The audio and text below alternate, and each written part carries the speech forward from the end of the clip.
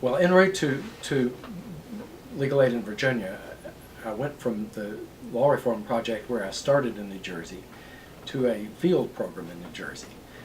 I was trying to get some experience in trial practice and in everyday law practice. And one of the things I quickly learned was that I didn't know anything about management.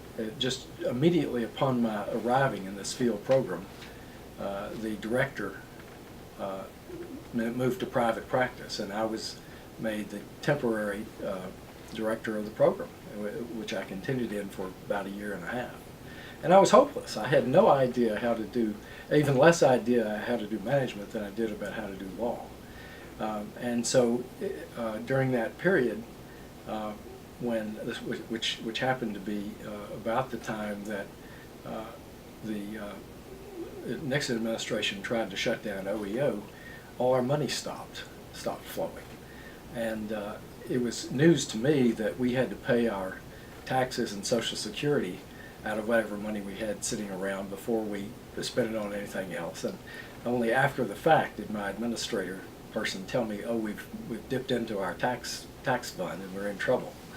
And things like that, I think, were just because of radical inexperience in both business administration and in management. And I think that was rampant in legal services, where the glory in the early days was in litigation and in accomplishing things, and very few people who came to programs with those intentions really had much patience with management and administration. And that changed, fortunately, over time. I think in the late 70s, early 80s, the newly formed Legal Services Corporation really placed a premium on putting people in charge of spending money who knew how to do it, and really tried hard to train us. It was not always successful, but I did attend some really excellent training for management of legal services directors in that period, and I think things became better.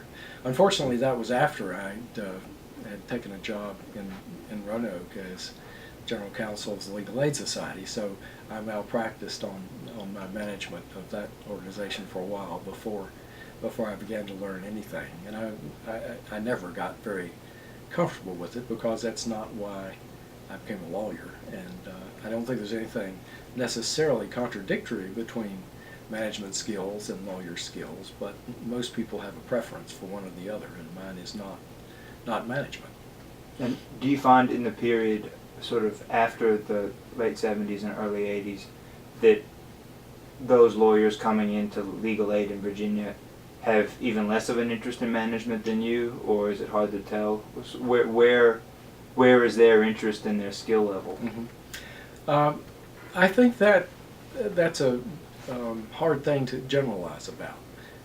I think that at the beginning of the sort of the legal aid era in the mid-60s, people went into legal aid just to wear a white hat and do battle, and many didn't stay very long, because it was a difficult place to make a living and feed a family,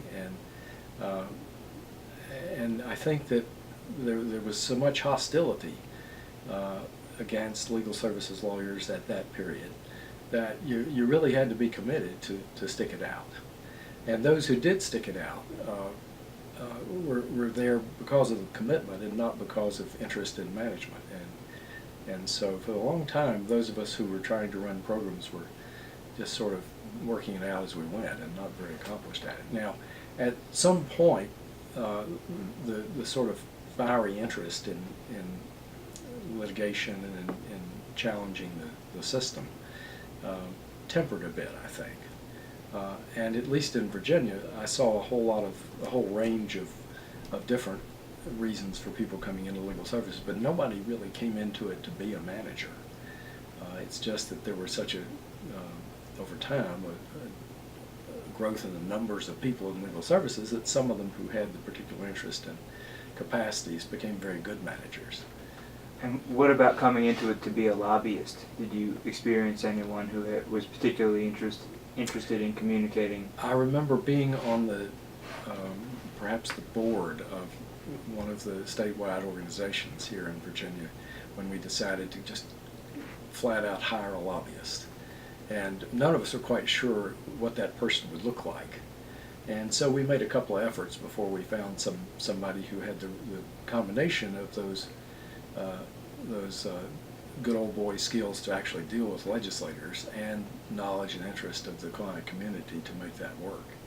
But we've been very successful with a number of folks like Jack Harris who did that work for a while so well. And the staff of DPLC now does that work remarkably well. So it's we've been very fortunate in the gradual development of the skills to do that sort of work as well as what we do on a more local basis. And I think just to finish this segment up, do you think that you have or had any of those good old boy skills?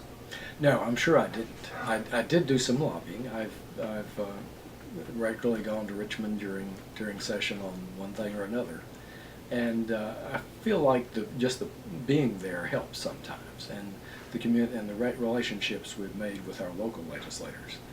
I've done some testifying, and I can do that. But knowing all the right buttons to push at the right time has never been natural for me. Well, thank you.